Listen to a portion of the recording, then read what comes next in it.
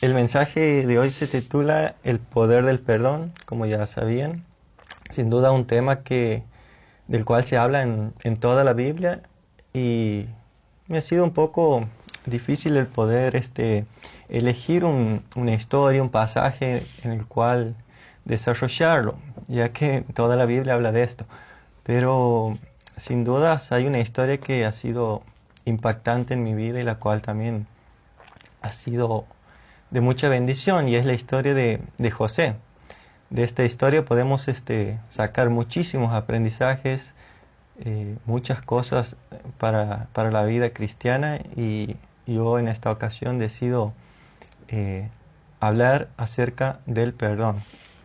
Y la historia de José comienza en el Génesis. No sé si todos la conocen, y si no la conocen, deberían dedicarle un tiempito a poder leerla. Es una historia, la verdad, muy apasionante, de la cual este, yo la he leído, la he releído y no me canso de leerla, la verdad. Hasta creo que hay una novela, el otro día me estaba enterando. Pero bueno, comienza en el Génesis capítulo 37, de ahí en adelante hasta que termina el Génesis, se habla de la vida de José. Eh, José es hijo de Jacob, penúltimo de todos los hijos, pero era el más amado de Jacob, quien ya se llamaba también, Jacob se llamaba Israel, el hijo más amado, y lo hace notar a través de muchas formas. O sea, se notaba el aprecio del padre al hijo, a este hijo la preferencia, a tal punto que le regala una túnica especial, la cual no lo había hecho con ninguno de sus hijos. Sus hermanos no lo querían. En realidad eran medios hermanos, tenía un solo hermano de la misma madre y padre sería. Y a sus 17 años él comenzaría una historia inimaginable, una historia en la que, bueno, hoy estaremos meditando y la iremos desarrollando a través de la escritura. Y a menudo nosotros nos encontramos en escenarios muy parecidos al de esta historia. Y muchas veces pensamos, ¿qué quiere Dios de nosotros cuando nos tocan situaciones similares? ¿O por qué nos pasa esto? ¿Por qué me pasa todo esto a mí? ¿Qué debo hacer? ¿Cuánto tiempo más voy a seguir así? Sin duda, Dios está al control de todo. Créanme cuando les digo, Dios está al control de todo lo que nos pasa, y Él no se olvida. Y sin duda espera que nosotros no nos olvidemos de Él en estos procesos. La historia de José es muy larga. Voy a ir leyendo fracciones para que podamos así en un periodo corto de tiempo eh, ir sacando lo mejor, o lo que Dios ha puesto en mi corazón para que podamos hablarlo. Eh, en el capítulo 37 vamos a ir viendo que José, como les decía, tenía esta afinidad con su padre, en la cual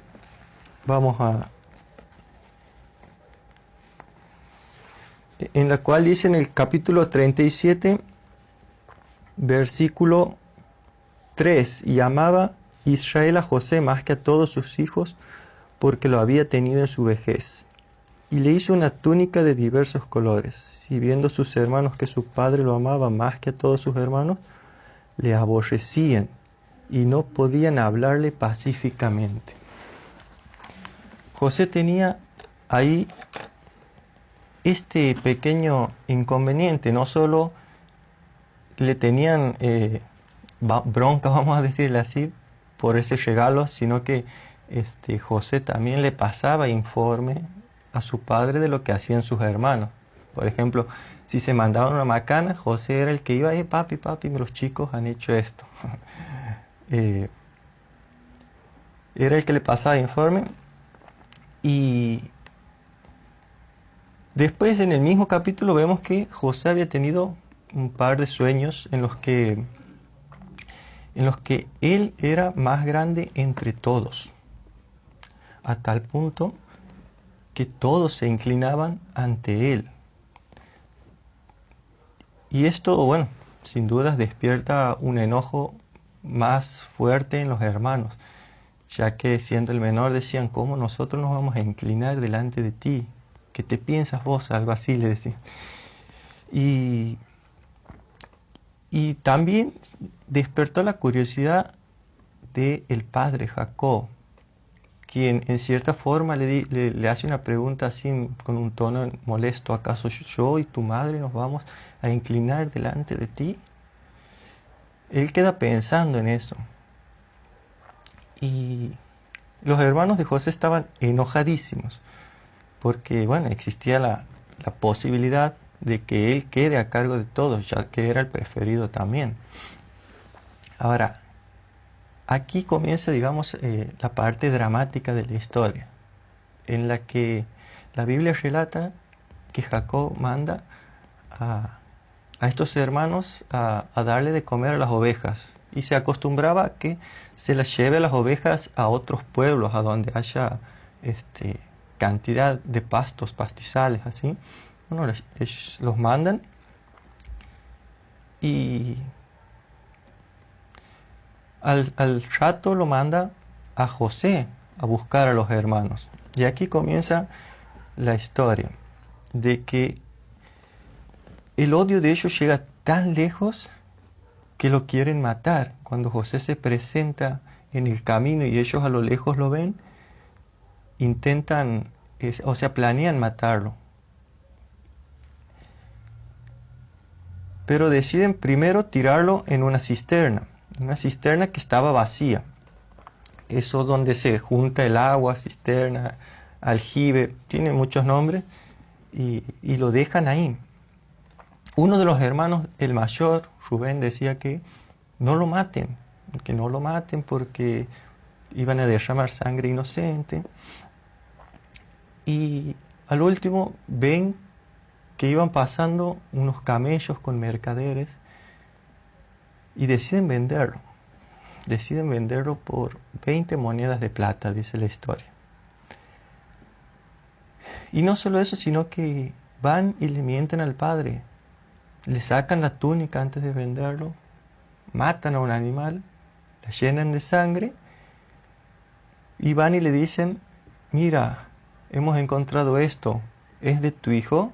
No dicen, es de José, es de mi hermano, es de tu hijo. Era tal el desprecio que le tenían que ni siquiera lo consideraban familia.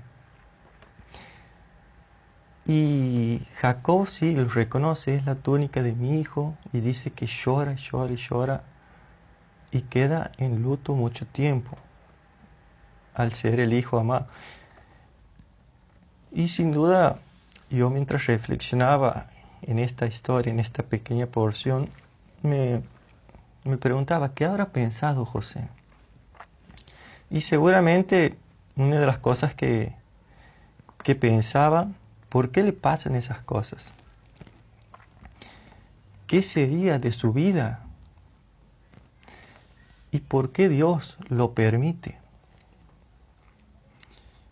Otra de las preguntas es cómo se sentía José, odiado por su familia, inservible, porque era el menor de todos, el que nadie lo tenía en cuenta para nada, asustado, porque lo llevaba gente que desconocida, menospreciado, porque lo habían vendido ni siquiera por el monto que se acostumbraba a vender a un esclavo. O sea, era mucho menos el monto. No, para los hermanos José no valía absolutamente nada.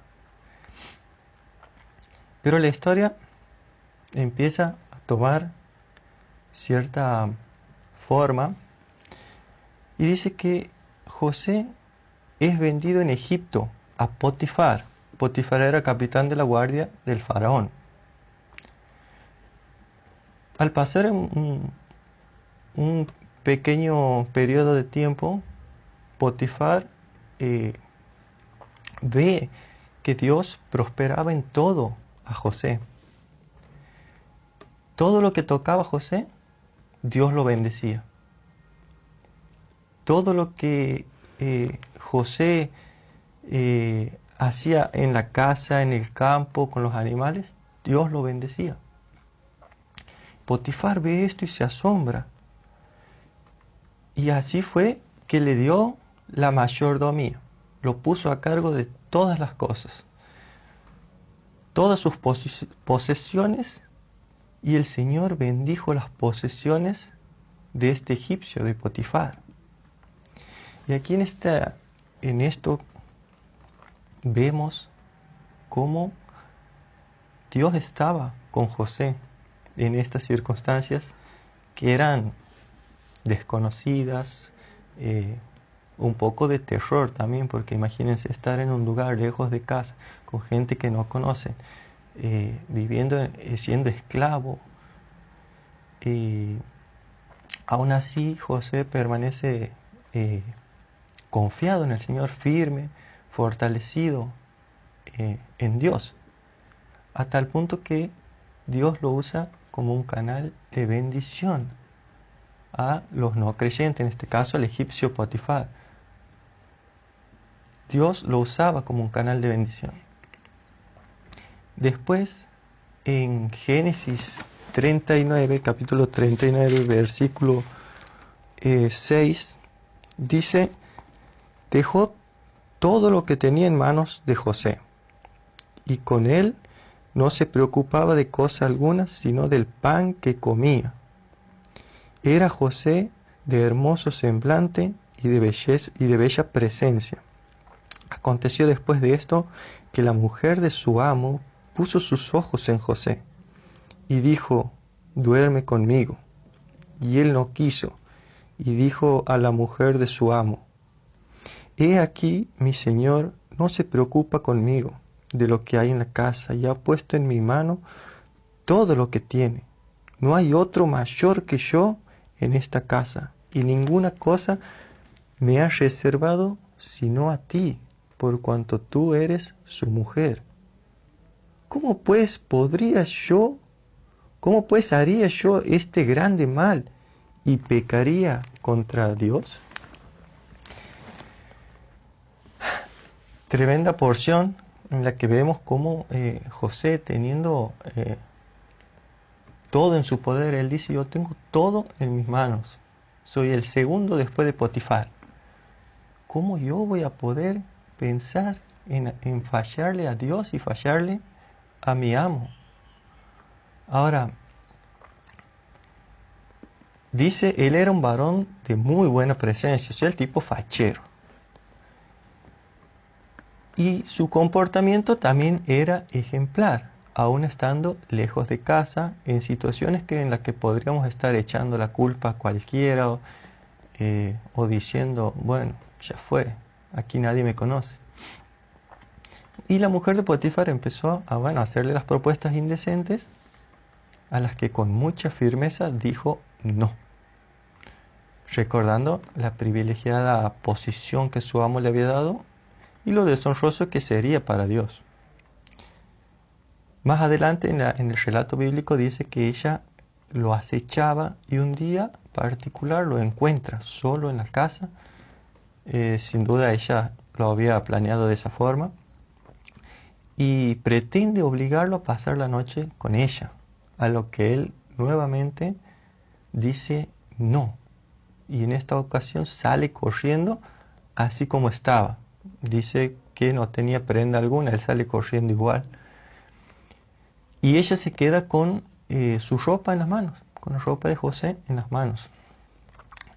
A esto ella se enoja, enfurece y lo acusa a él de que él intentó aprovecharse de ella, de que quiere violarla y cosas así. Y obviamente su marido, Potifar, inmediatamente dice que lo manda a la cárcel, y ahí dice dónde estaban los presos del rey. Qué injusticia, ¿no?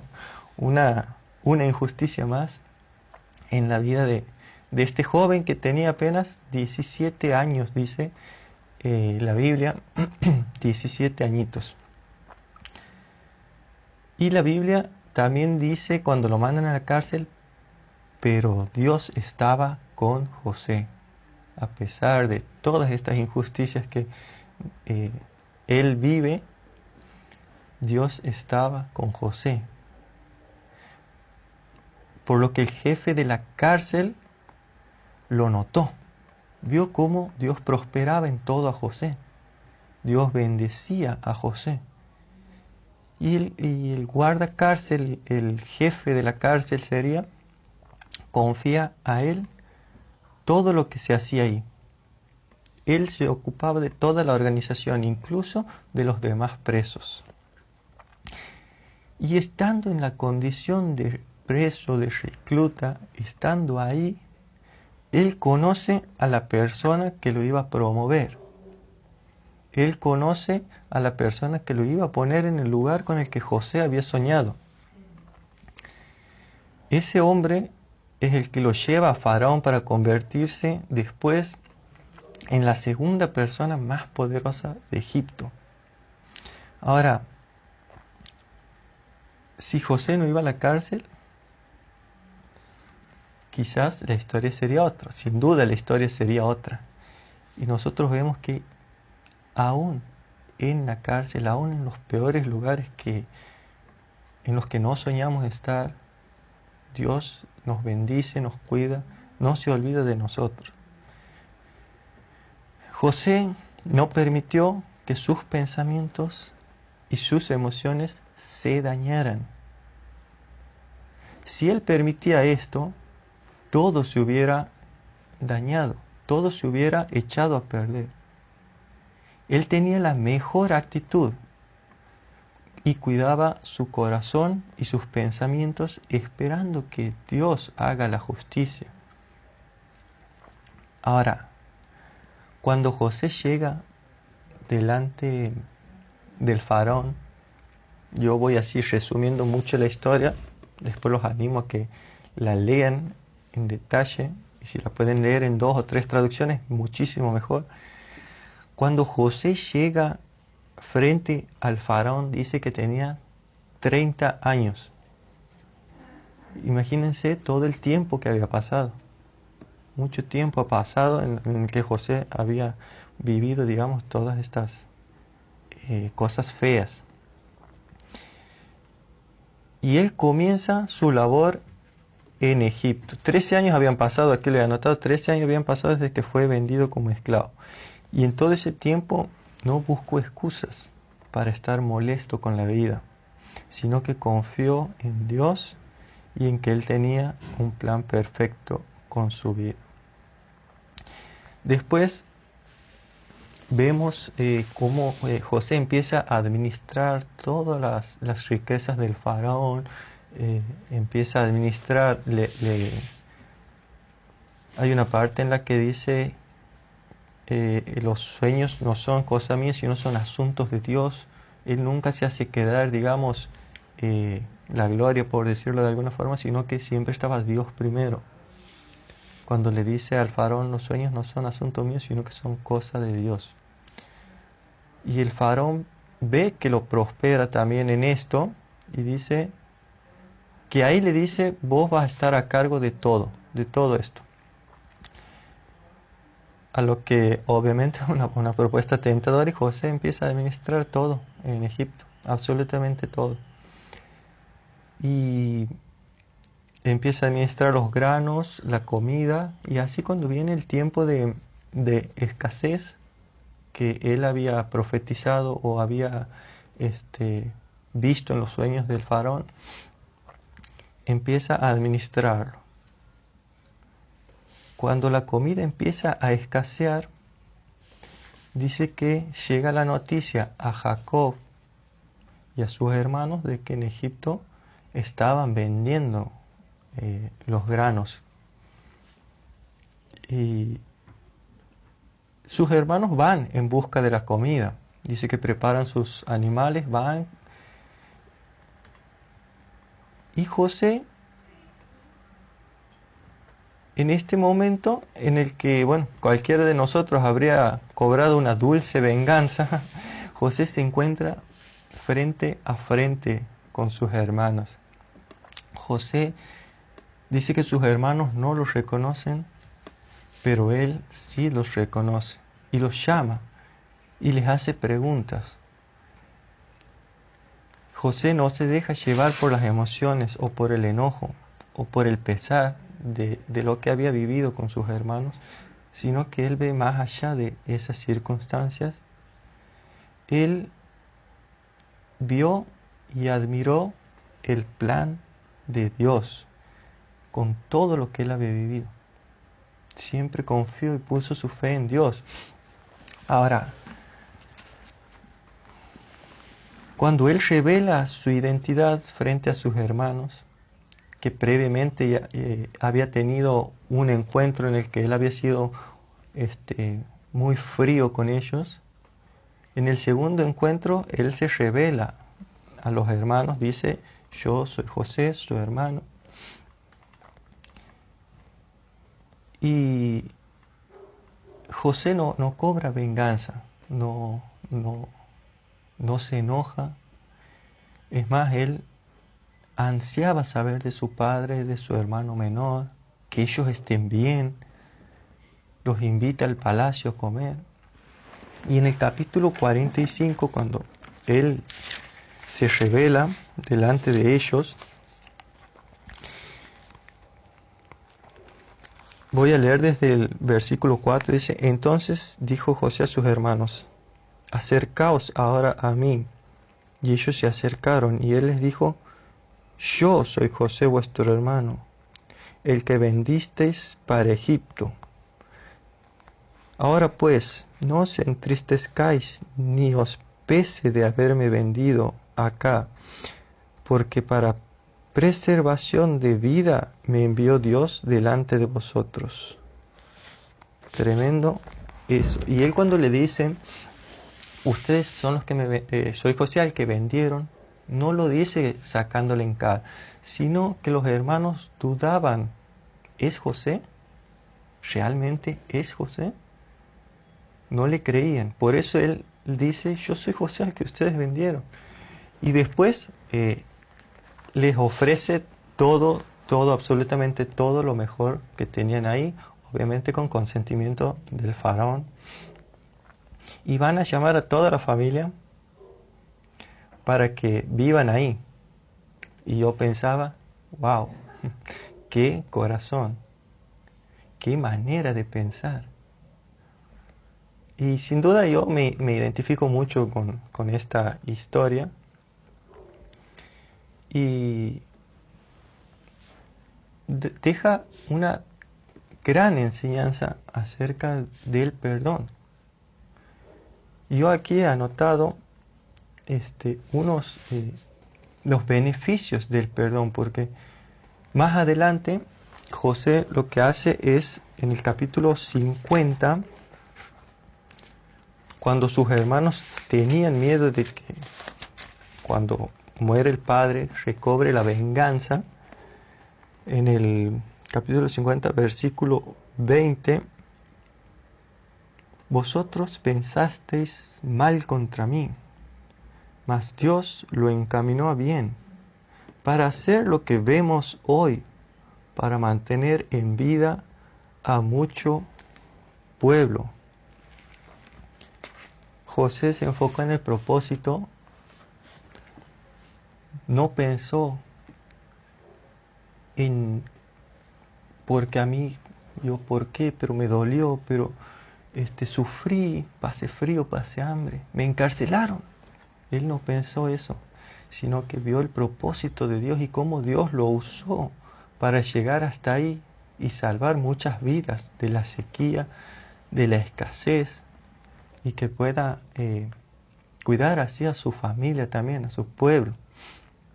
Ahora, ¿pero por qué perdonar? Estando en esa posición tan privilegiada, siendo una persona de alto rango, de muchísimo poder, en las que podría haber mandado a otra persona que se haga cargo. cobrarles el doble a esos que viven ahí, mira.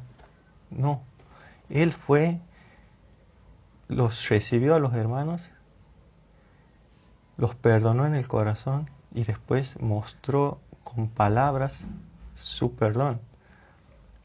Mostró gracia delante de ellos y de su familia, de su pueblo. Ahora,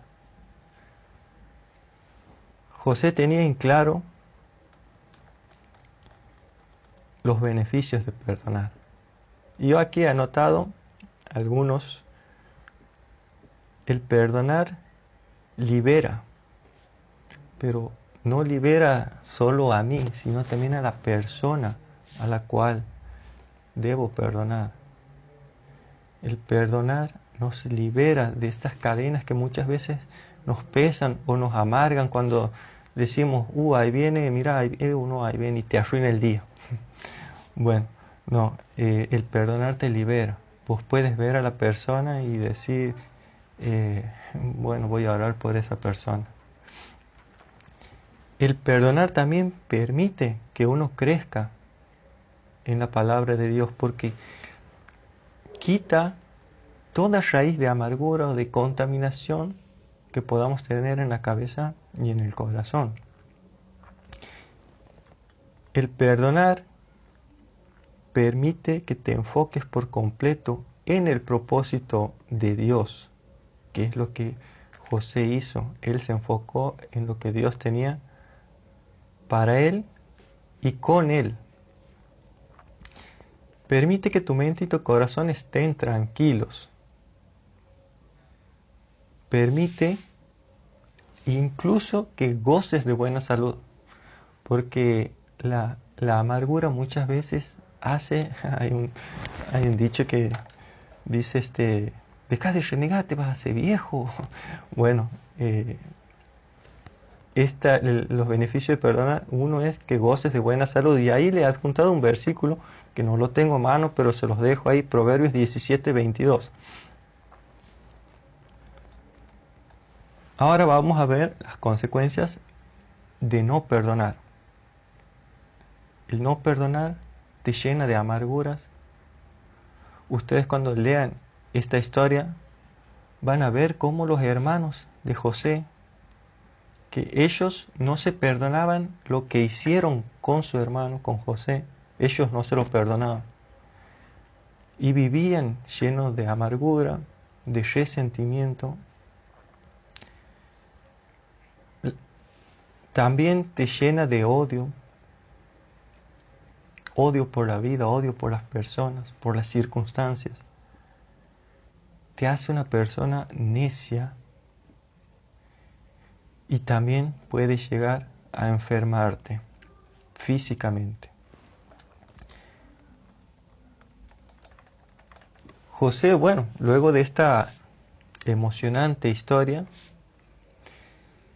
él tiene muchísimas oportunidades de pagar ahí con la misma moneda, y no lo hace así, sino que dice, él decide agradar a Dios y confiar en que el Señor, haga la justicia. Después él, como ya lo había dicho, termina al final con, ustedes pensaron mal contra mí, mas Dios lo encamina bien para hacer lo que hoy vemos.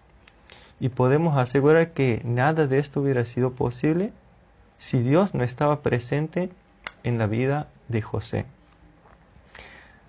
Ahora, hay un paréntesis aquí que muchas veces a nosotros como cristianos se nos hace difícil el perdonar, quizás por rebeldía o porque no experimentamos día a día el perdón de Dios. Ahora, si hay una persona aquí que no tiene una relación con Dios o que no ha conocido a Dios, se le torna un poco más difícil. Es Dios quien nos enseña a perdonar y olvidar. De Él recibimos el perdón. Porque somos perdonados por Él, nosotros podemos perdonar a las personas. Y si todavía no has experimentado este perdón de Dios, esta es la noche en la que puedes hacerlo, para que así puedas dar lo que Dios te quiere dar esta noche. Yo no sé cómo está la vida de cada uno en su relación personal con Dios.